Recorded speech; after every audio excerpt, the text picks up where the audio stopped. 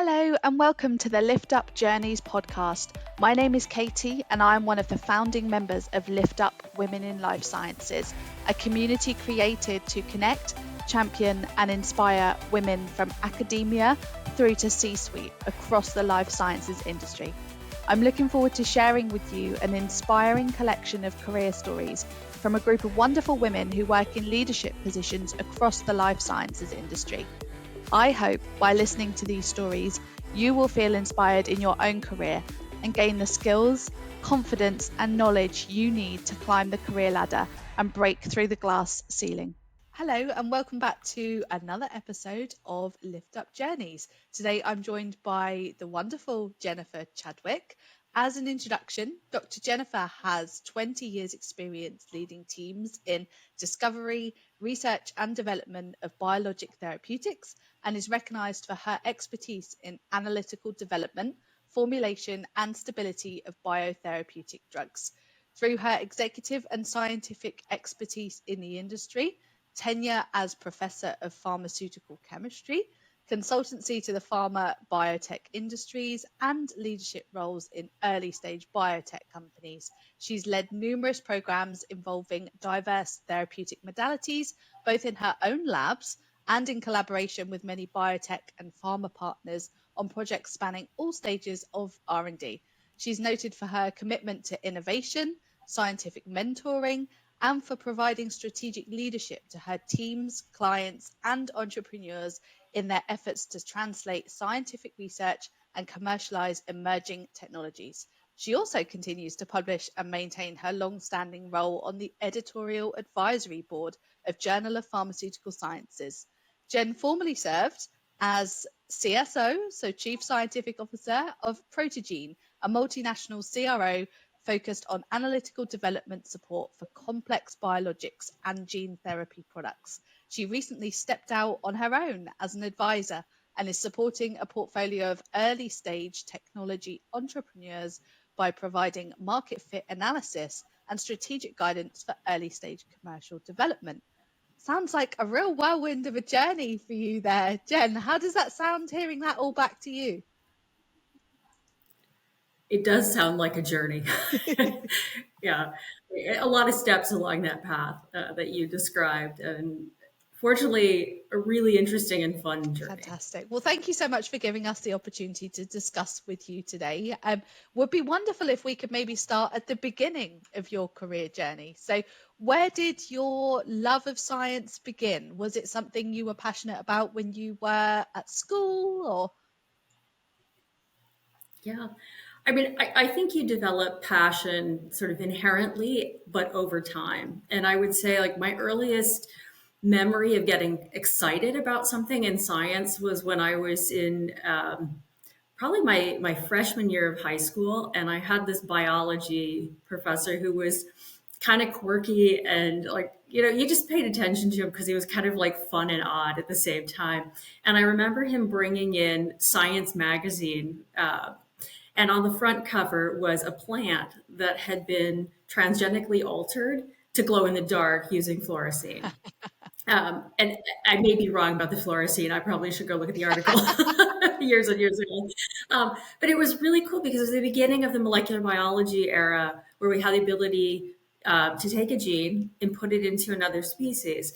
And fluorescence obviously is so universal, but it's also like engagingly cool when you're a kid that, like, hey, something glows in the dark. And so that was the first time I thought science is cool, that you could do something new with it. And it took me a while after that to more deeply engage, but I think we all sort of fundamentally engage with things when we're young that we find to be sort of intriguing or cool, and it influences Yeah, us. totally. And I think it's really lovely to hear that you felt that real love of science early on. I think it's really exciting to be able to then take something that you loved, that you found so interesting so early on in your career, and see that move all the way through to where you are now. So when you were at school, was this something you then went on to go and study further? Is that what prompted you to go into the sciences at university as well?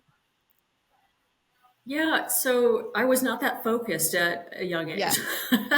I I would say, like, despite a clear sort of propensity and enjoyment of certain fascinating aspects of it, I wasn't focused on it. I wasn't really passionate about it at that stage. I think I was more interested in connecting with people, experiences, and learning. And so I went to college with an international studies major to start out. I lived in the international dorm, which was an annexed small women's college into Miami University. It was Western College. And it was kind of the alternative crowd, the international crowd. I lived in the international dorm. And it was more of experiential fascination at that point. And I came back to the science towards the end of college. Liberal arts school, you take all your basics, right? And so I took your chemistry, your biology, that kind of thing. But I was all over the map. I ended up graduating with a degree in philosophy, history, and religion. Wow. Yep. And it actually, I liked that because it was very discovery oriented. It was very discussion oriented. You had to create a theory, kind of like a hypothesis, right? And then you had to argue your point and understand it from a research perspective. And you would debate that with people. And I love that process. And so I think that's what attracted me kind of to that degree end.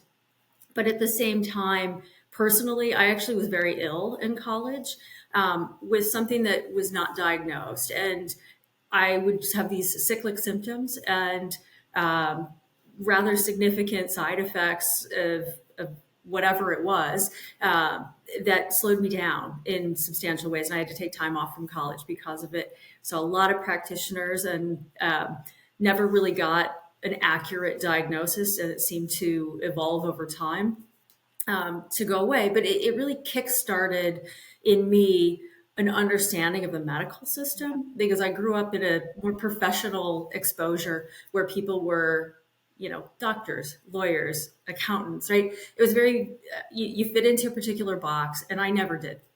And so when this started happening, I realized that there were all these gaps in our knowledge. Like doctors don't know everything. They know what we've discovered, right? They have a really clear understanding of how to diagnose something, and that's great, but it has to be known first. They're not the front line of science. And so that opened my eyes to the reality that there was this discovery science out there to be had. And I think it matched with the first story I told, which is, you can do new things, right? Because of science and scientific understanding. And because of my personal situation, those two things came together. And I pursued going to graduate school in the chemistry department at Purdue University. It's kind of funny, but the way that I ended up in a chemistry department, which doesn't really match, I Yeah, think, yeah. most people's expectations of what I just said, is there was a paper that I had been sent and I read about neuroscience Yeah. and memory. And I was really fascinated by it. And I reached out to the corresponding author of that paper and started a conversation. And it ended up that he had written that as a postdoc. He had moved and started a lab at Purdue. And my curiosity basically led to him saying, well, you should come to graduate school and explore this. And so I entered through that mechanism at Purdue's chemistry department. Wow, what a story. So I think you almost didn't end up going into science, and it was only really because of what happened to you personally that kind of prompted your interest. Thank you for sharing that, Jen. I think Yeah. that will be so relatable for so many people as to where that initial passion for discovery of science and at least discovery of medical treatment is founded. So you obviously went off to Purdue then.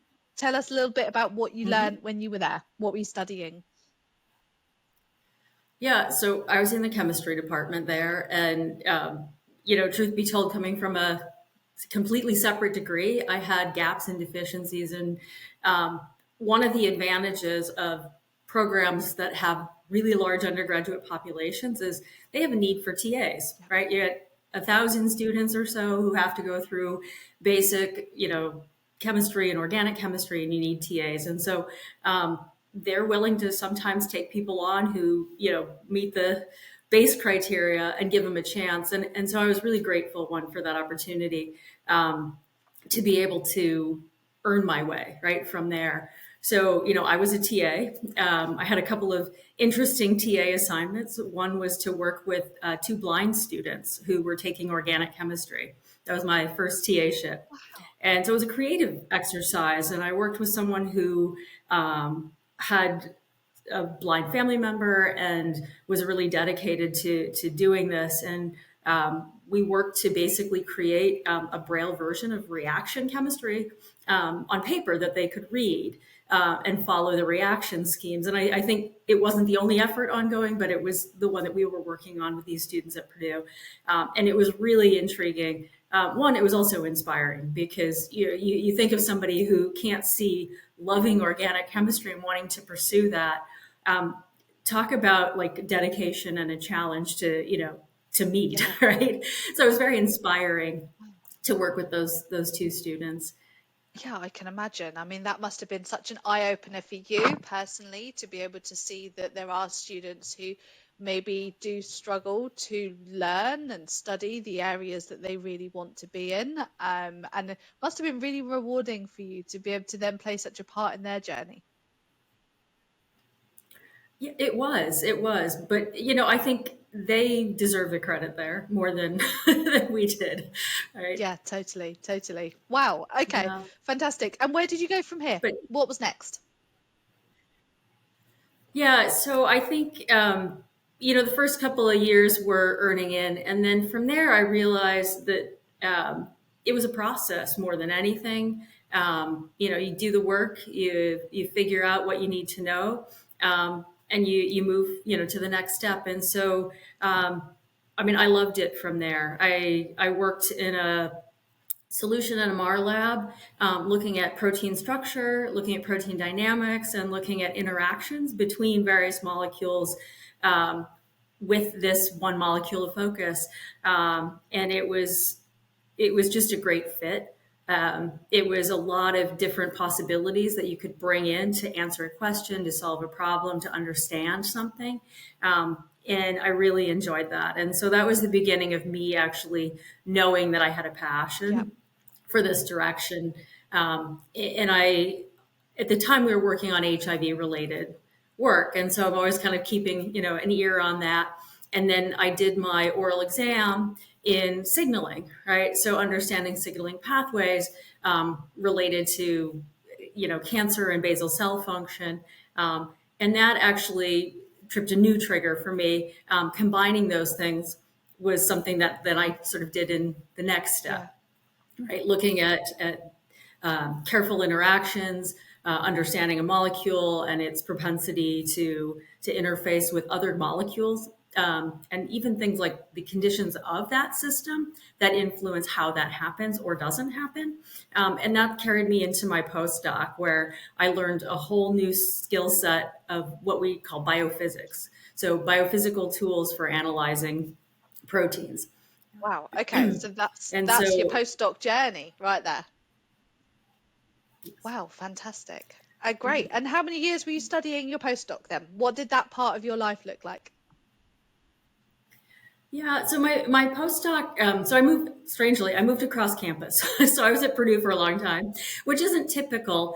But both programs that I was in at Purdue were very highly regarded programs. And so, while most people say, oh, you should go somewhere else and, study with a different university altogether, it actually was a great experience for me. So I moved across campus from chemistry to the biological sciences department, where the Marquis Structural Biology group is. And it's a world renowned crystallography group there that Michael Rossman sort of was the core anchor of, and built into tens of faculty, and has continued to even be more and more growth oriented since I left. But it was a wonderful place to do a postdoc because there was a critical mass of experts and postdocs who were learning, and students, right, to engage in asking questions, interacting, developing your thinking skills as well as your practical lab skills.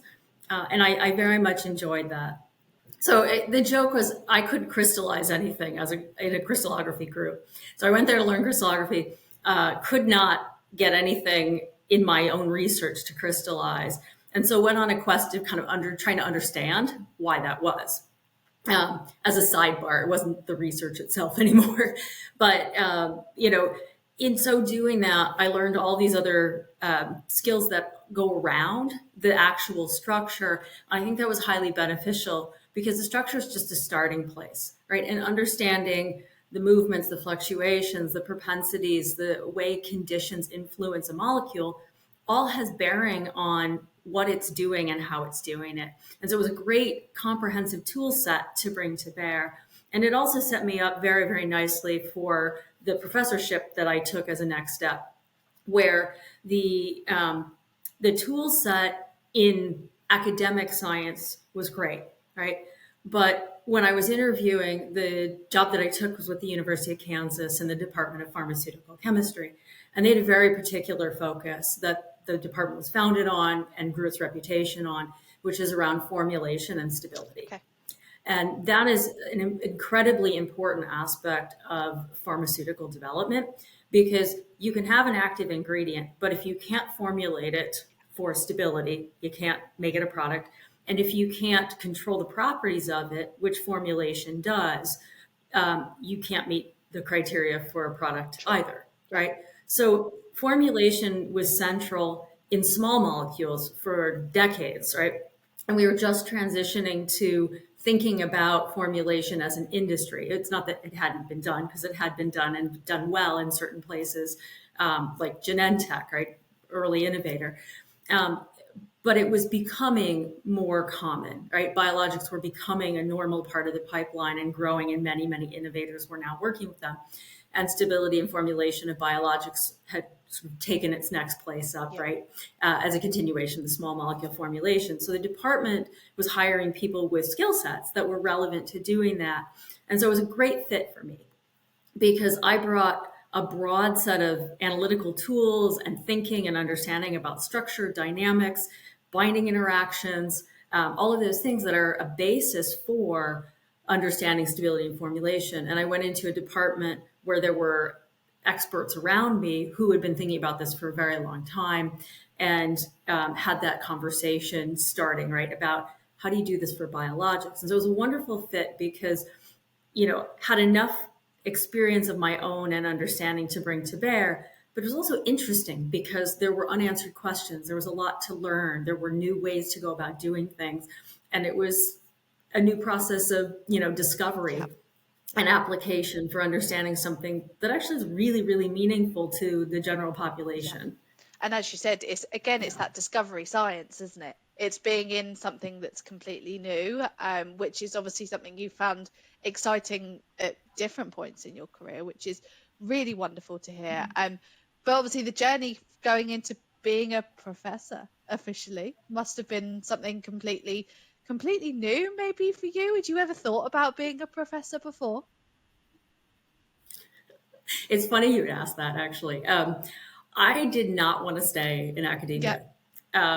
And a good friend slash mentor of mine who I had met early on as a graduate student through the protein NMR community really twisted my arm to look at academic posts.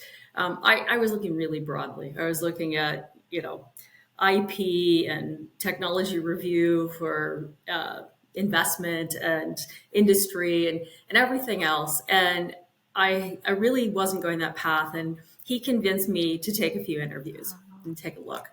And I wasn't interested. I didn't find any of the sort of traditional chemistry, biochemistry programs to be a good fit for me as a professional for growth. It just wasn't the right wiring for myself to think, hey, I'm going to do this and I'm going to be happy, right? And I'm going to do a great job at it. But sort of weird circumstance, one of those interviews, I met a man named Ron Borkhardt, who is an industry legend, effectively. Ron's now retired. He worked in early formulation. And he was giving an honorary lecture at the same time I was interviewing at a small college. And it ends up that they were really interested in hiring someone like me. And we just fortuitously had lunch all together because it was a small environment. And after that event ended, he followed up with me, and he did it actually through the person who ended up being the dean. He was the department head at the time, and they had closed their search but reopened it because they were really interested in the skill set that I could offer to see if I'd be willing to come and talk with them. And so, it took a little bit of time, but I went down there and along the way learned just how prestigious Ron himself is, the department, how valuable and sort of influential in the industry this kind of program thinking is. And so I started to get excited about it and the opportunity to be there because I wanted to continue to learn myself. It's never been, hey, I want to be the person who knows everything and I'm going to tell, you and only go one Yeah. way. So I really liked that about it because it was this collaborative relationship with the industry, right? Like, what are the real world problems? Those are always evolving. There's always new things that have to be addressed and solved. And that was really an important part for me of getting involved. And, there's a lot of opportunity in it as Yeah. well. So I liked that. And it's how I ended up in academia was because it was this unique hybrid. So of course, fundamental research, NIH, NSF, grant funding, but also industry partnerships, industry funding, Okay. and a collaborative approach for doing Yeah. that. On top of it, and this was not necessarily the thing that tripped the trigger for me right at the beginning, but over time, it's a very entrepreneurial Okay. department. Yeah. A lot of startup companies, a lot of licensing of technology, a lot of collaborations, right, with industry that came out of that.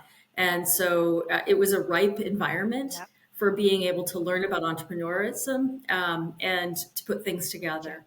And it was a discovery in my research lab that we sort of pulled apart and became the ones who said, hey, this is new and we understand this new chemistry that then sort of tripped that for Yeah. me. So So that's how that's the it start of came your about. entrepreneur journey as such, isn't it? It's a chance for you to start to build something. So tell us about what that journey looked like into founding something that launched to be your own business. Yeah, I probably do a long program on that, but I'll try to be short and just say, when you discover something, there is so little that you know about it, right? And there's a long path to one just fundamentally understanding it, and that's an academic pursuit. And so I continued that pursuit in my lab for years, and then it came to a point where there was an analysis of what could this be useful for, right? I mean, you're always thinking about that, but you kind of pause and say, okay, what is the utility of this new chemistry? How can you use it? And it was really diverse. And so, had a brainstorm session, came up with over 50 things, right, where it could be relevant. And what I didn't realize is what I was doing was a market technology fit Yeah. analysis at the Yeah. time.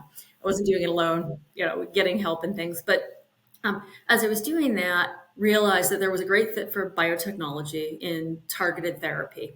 And with that, then I was able to apply for the Wallace Coulter Foundation's Translational Research Award, which was a program that you can be in it for up to 2 years, where basically they're enabling translation of your Okay. science, Yeah. right? So you've got this discovery, this basis for doing something, but getting it into a place where it actually has utility and merit for a commercial track takes a lot of effort and a lot of outside input because it's not an academic pursuit. And so the Coulter Foundation provides this for a number of, entrepreneurial Yeah. interested faculty, on an annual basis. And it's a big program. It's not just here's some money. They're actually bringing in, attorneys, consultants, regulators, VCs, giving you a lot of input, context, and very, very important for shaping how you think about science and taking it through the paces of Yeah. translation. So that was kind of step one.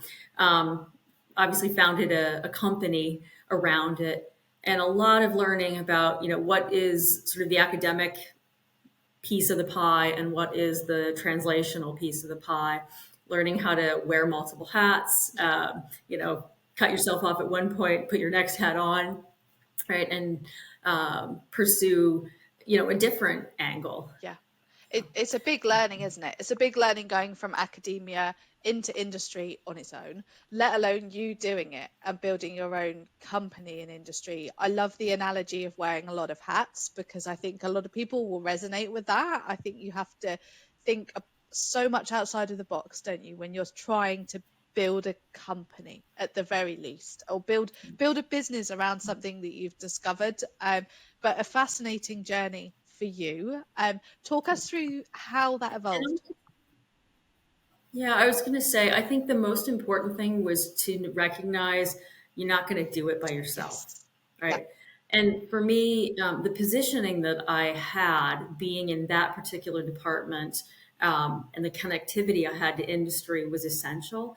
And when people get excited about something that they see as purposeful, meaningful, significant in being able to accomplish something, right? So the science is cool, but that's not enough. It has to do something meaningful. And I had that in this technology, and I was able to get people excited. And so I had basically just an overwhelming response of experts who were then willing to connect me with their friends who were experts to, sort of snowball. How do you make decisions? What are the right things that you should be doing? You should not be doing. You need to think about, right? You need to think about at this stage and don't worry about that until that stage, right? All that sequencing, all that understanding of decision making. I was incredibly fortunate to have this massive ecosystem that facilitated my ability to do that. And so it was fast and furious learning. One of the people I connected with referred to it as having a tiger by the tail. Yeah. And I still remember Joe for that comment because it was like that. You got so much energy, so much happening, and you have to corral it and you have to direct it in a particular way to get somewhere. And I think that's the hardest challenge in taking something new that's an idea and discovery and focusing it into something where you're actually going to make progress and deliver something Yeah. specific, right? Because a business, you have to make a product because you have to make a return, Yes. Totally. right? And so that's the mindset shift. Was it's not about research anymore. It's not about science. You have to put the academic hat on the side of I want to know everything about this just from a pure interest perspective to, I now have a specific ambition that I have to achieve for these reasons, and I have to stay focused and get that done, even if it means I can't do these other things right Yes. now. Yeah. Yeah. That's Yeah. a really great way of describing it. How did your journey evolve? So this business was EcoGen, wasn't it? How did the journey of EcoGen evolve? Yeah. So I would say the first point of evolution was it grew actually to be a company that was pursuing IND of a couple of lead therapeutic Wow. compounds, targeted therapeutics. And in that went through diligence with some large, medium-sized pharmas. And the science was vetted really well. And fortunately, was really exciting to the Yeah. industry. Um, I had some hurdles to overcome because it was a platinum delivery Okay. technology. Yep. I won't go into the technology itself. I don't want to distract from the point here. Um, but it was a way to control platinum's chemistry to get it where you want it to go. And so it created this opportunity to do something new with it. And people got very excited about that. And so once they vetted the science, they wanted to do a deal. The problem was the business wasn't set up for success in that regard, and we couldn't do a Yeah. deal. And the bottom line was that the investors would get washed Yep. out, Yep. right? And so it naturally was going to Yeah. end. And that was a decision that was made at the very beginning when I was only a Yeah. scientist. So it was a hard learning curve, it was a hard reality to find that happen. And so for me, the first inflection point was, not all the business of like learning and then unwinding the company and all of that. It's a lot of learning, but it taught me that there were some things I needed in order to be successful at translating science. And I knew I wanted to do Yep. that. Right? I love the discovery piece, but I actually love the translational Yep. piece because of the growth oriented learning aspect of it for myself. And I thought this is the fit, right? It's why I went into the department in the first place, because that was a better fit than traditional academia. Now the translational business was even more related to that aspect of my Yeah. drive and my Yeah. passion to go that way. And so I would say, I learned two things. One is, and I probably repeat this at every time I have a conversation with somebody. The first is I wanted to understand how to align the business with the science. And I needed to work with an experienced, successful team that understood why they were successful. It's not just shots on goal in my book. People will say that all the time. I fully disagree. You can do it surgically, smartly. You're not going to know everything, but you really increase your odds of understanding why you're going to be successful, or why you're not going to be successful. And you make those decisions if you understand what your structure Yeah. is, right? Business is one aspect of that. The other is on the development side. And I knew I had obviously really great experience with research Yeah. and early phase, right? Putting the IND level things together, directing an early stage company to do that. That was great. But what I didn't know was what was over the top of Yeah. that hill, Yeah. Yeah. right? What's the landscape on the other side? And that's where the vast majority of things show up as failures, right? 95% don't Yeah. make it. And I sat back and I thought, why is that? Right. And there's a lot of reasons for it. But I think one of them is legitimately when you make decisions early, and this was like the business aspects of my company, Ecogen, if you don't know the consequences of making those decisions in the long run, then you have no idea how they're going to impact Yeah. you, right, as you Yeah. progress. And so, what I wanted to also do was learn about the late stage landscape, the development phase, the clinical aspects, so that I could understand how those things would influence the early decisions so I could avoid those Yes. pitfalls, if at all Yeah. possible. And so those were two ambitions I had when I stepped out of the university to move into a company, my first position with bioanalytics, Yeah. which was a small CRO in Cambridge that spun out of Northeastern University and the Barnett Institute. And I took that position not because I was super excited about the CRO industry, um, but because those two things would get fulfilled. And the leadership on the business side met the criteria that I wanted, that I thought I could really learn from, and learn deeply and well. Relationships important there. And so the CEO and the CFO were people I really respect, and have built a lifelong relationship with in terms of doing business together, which is Yeah. great. And we were also working with a lot of the major pharma companies on late stage problems. So I got the advantage of working with teams of like 10, 20, 30 people, who were trying to push something through a BLA and answer questions and deal with things. And all of the feedback and all the regulator input and all of that coming back into the Yeah. conversation. And Amazing. so when you're seeing Yeah. that molecule after molecule, you get a lot of Yeah. perspective on what makes something viable. Where are you going to get tripped up? What are the things you have to think about early?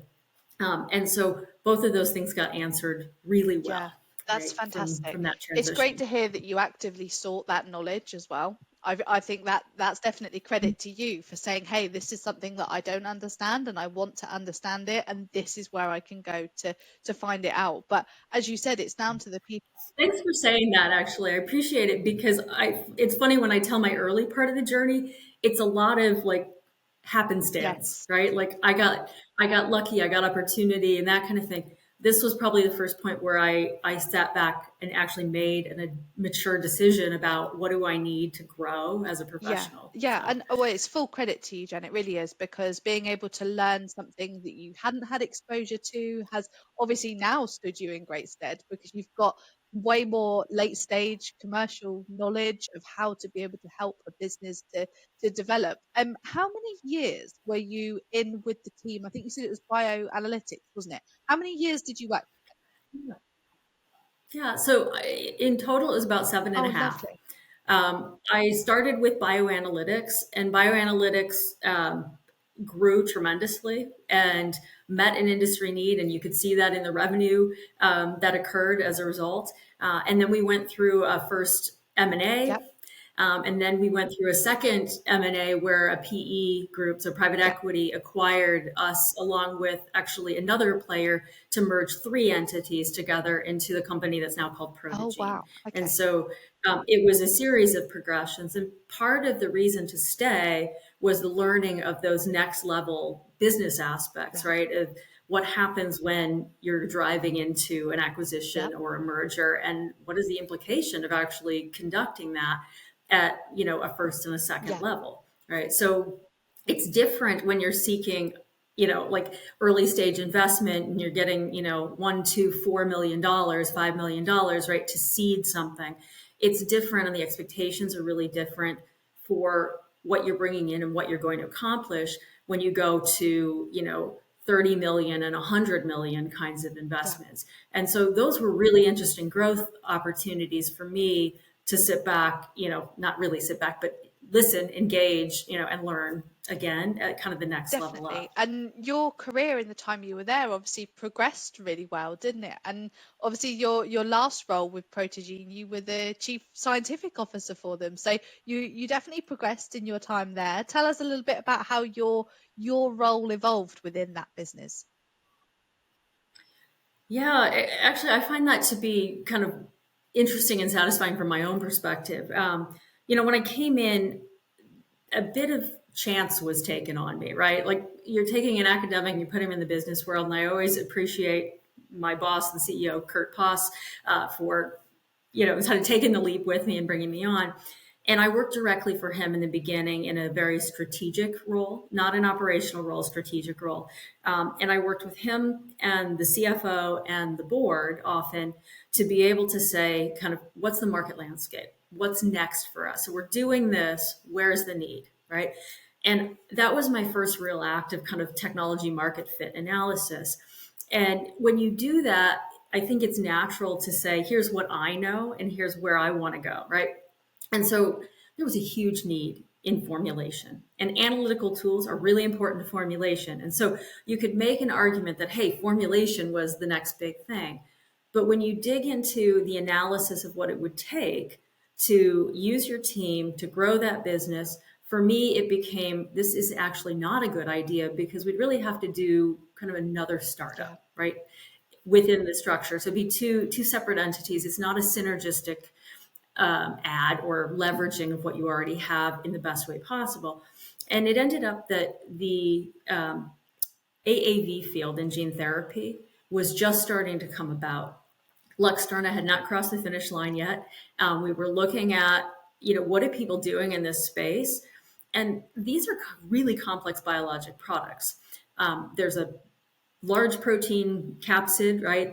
That's there that you should treat like any other biologic, and it wasn't. It was being treated kind of superficially.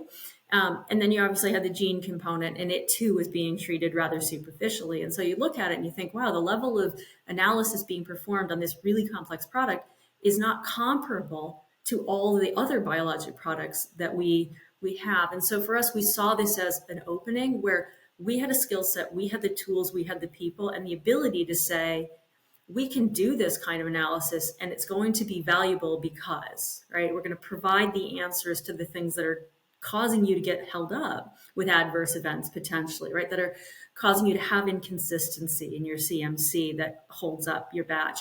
And so we began going down that path. And within a few years, we grew our business and basically doubled it, Wow. right, along those lines. And so that was a good business Yeah. decision.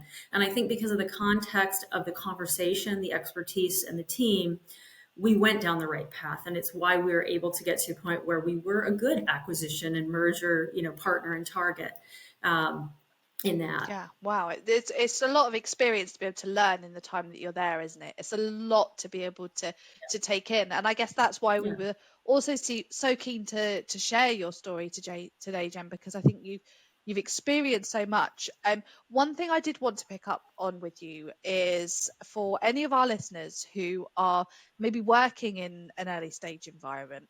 What's your advice for those who are starting to seek funding? Do you have any advice that would spring to mind for those that are in that situation where they're really early stage and they need to seek some funding to get going?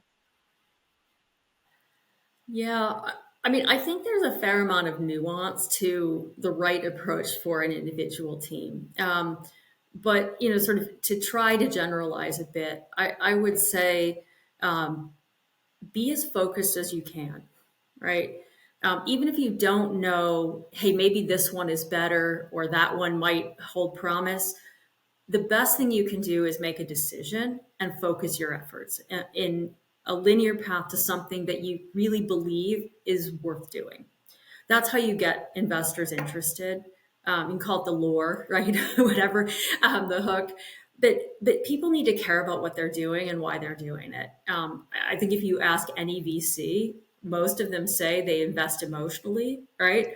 That's where the big deals come from. Is why did company A get nearly $1 billion when they were at this early stage and another company got Yeah, 500,000? Like the difference is hard to explain sometimes. And I think it comes down to human beings. absolutely. It's the human element. And I've heard that Yeah, said. Yeah. And so getting people on board to me is really, really important. You gotta have your investors believe in what they're investing in. You have to have your team really believe in what they're trying to accomplish. Um, and that is sort of a synergistic yeah, win. All right. Getting money is hard. I think it goes up and it goes down, and it's pretty hard right now. There's lots of ways to get little bits of money. And you should be out there, working as hard as possible trying to do that. Um, and there's different fits. And I would say this was a lesson I learned from my own company, from Acagen, is um, if you generalize broadly, you can kind of get yourself in trouble because you're comparing to the wrong things with the wrong parameters. And so sometimes you need to give up something in order to get something that's going to help you to actually accomplish that goal. And so oftentimes people want to keep control of their interest, yeah, right? They want to keep more equity. They want to give it up less. And fundamentally, that's a good ambition. I want the innovators to win. But the problem is sometimes you have a deficiency that giving something up will help fulfill. And that's an essential part of actually becoming successful. And so you really have to think about what it is you need, and who do you need. An advisory board is so essential. And part of it is the advice that you get, and part of it is the network that you yeah, get, right? And part of it is the credibility of those people. And so if you think very carefully about who your advisory team is, that can be a significant source of good decision making that will help you, to increase your yeah, odds, right, of being successful. Like if a product doesn't work, a product's not going to work, and none of that's going to make it work. But you can have something that works really, really well, but peter out because you don't have focus. You can have something that works really, really well, but you don't have the right people to get their attention, to talk about it in the right way, to get to the next step. And I think those are kind of the best generalizations that I can yeah. offer. And I loved that you touched on the network as well, the people, because I think that's so important. I think that there always has to be a focus on who can help you along the way, whether it's an advisory board or who do your advisory board know? Who else could help you? It's always looking at widening the net Yeah. of people to support. I think that's something that's really, really important, particularly in our market at the moment where like you said, fundraising right now is so tough. So being able to have people in your network that you can rely on to introduce you is definitely a really, really crucial point. So thank you very much for sharing that. I wanted to finish our journey today, Jennifer, talking about maybe what could be next for you. I'd love to hear about what are your career aspirations now. Yeah. So it's very timely that you would ask this. I'm actually in a transition myself, right? So I exited my CSO role at the beginning of the year, and I have been working with some very early stage technologies, not even in companies yet. Yep. For some of these, it's still academic, doing that market fit analysis, taking a platform with lots of potential and trying to analyze really, really broadly. And so this kind of comes back to the theme for me of learning. Yes, I have a spectrum of core expertise around, a few sectors, but that's not the whole world. And so with platform technologies, it's important to be able to start thinking outside of your own world and making connections right into those spaces. And so that's something that I'm actively doing right now, looking at it. For me, it comes because I think I have a process and I have enough knowledge about most fundamentals of scientific areas. I'm not saying everything, but a good Yeah. swath that I can pick up and learn something, right? So just because I haven't worked on rare disease X actually has no bearing on my ability to be successful in that Yeah. space, because I have a process by which I can quickly get up to speed. I can learn all the critical parameters and I can drive something Yeah. forward, right? Um, it's building the network, it's getting connected to the right people to do that, and having the network and the credibility to be able to have those conversations. And so that's one thing I'm doing right now is I'm enabling myself to get into broader swaths. I'm also leveraging more of my business skill set than my science skill set in proportion now. So it was largely science. Obviously, a CSO role is largely Yeah. science. And market fit analysis is trying to leverage more of the business aspects. And so, for example, one of the things I'm doing is working with the University of Chicago Booth School of Business on their new Venture Challenge program. Really excited to participate with this group. Had our first get together to decide, who gets to be in this year's class just a couple days Wow. ago. And it's really fun to see all the energy and ideas and have this great group of people who are looking at it from a market and a financial perspective to build Yeah. businesses, and to be in that group of people and contribute and learn, right? And expand the breadth of my network, because they're working in all kinds of areas. AI touches Yeah. everything. See, I don't know how many, maybe 2/3 of them had some AI component, right, in the proposal, and various forms of energy sector and communication, right, and even like logistics. How do you get something from A to B more efficiently? Those kinds of things, and it's really expanding my world. So I'm loving this period of a bit of exploration, at the same time developing some new networks and some new connections, and realizing kind of a new level of pattern recognition across the financial aspects of company Yeah. building. So, I'm also looking for where will I land next, and so this is a opportunity pool, Yeah. right, to look at things. And as I've been doing that, and now being in the Chicago area, I'm connecting with new people who are local to me, and finding that there's actually some good opportunity right here to work, particularly in my own set of expertise. And so I'm talking to a company about a role as a C-level exec to help with their leadership to grow into the oncology Yeah. space, and some others. So we'll see where all of that goes, but I'm enjoying the exploration and trying to figure out what's next that's going to actually help me really leverage the business skill set that I have now built a good foundation for, and to put it into practice in a new way. Absolutely. Well, we wish you all the best of luck with your continued journey in the industry, Jen. And thank you so much for taking the time to share your career story today. I think it's been really wonderful to hear about how your time, especially in our industry, has really evolved and everything that you've learned along the way. A big thank you from our Lift Up community too. I think it's so important to share the stories of successful women in our industry to help inspire others, particularly those who are in academia, who are maybe exploring an opportunity to join the industry as well. So thank you ever so much for being a part of our journey today. You're welcome. Thanks for having me. It was fun to talk to Thanks for you. your time, Jen.